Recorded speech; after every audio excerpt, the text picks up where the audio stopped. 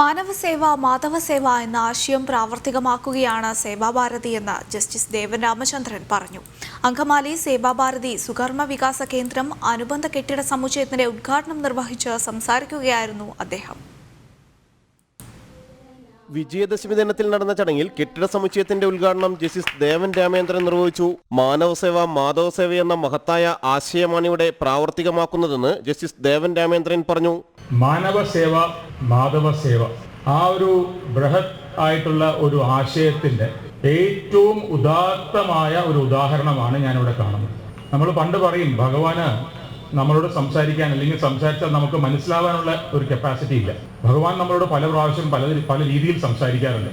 പക്ഷെ അതൊന്നും നമുക്ക് മനസ്സിലാവണം എന്നില്ല, അത് പല രീതികളിലായിരിക്കും. ഇന്ന് ഒരു മഴ പെയ്യിച്ച് അദ്ദേഹത്തിന്റെ എല്ലാ ആശീർവാദവും നമുക്ക് കിട്ടിയൊരു സമയമായിരുന്നു അത്.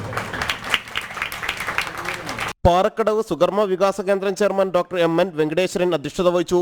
Assistant solicitor general P. Vijayakumar, BPCL Kochi refinery general manager George Thomas, deputy chief controller of explosive doctor R. Venugopal, RSS പ്രാന്ത സേവാ പ്രമുഖ് MC. വത്സൻ, ലീല ആന്ത്രജനം എന്നിവർ പങ്കെടുത്തു.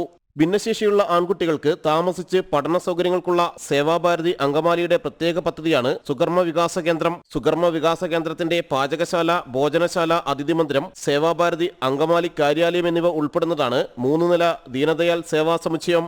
ജനം, കൊച്ചി.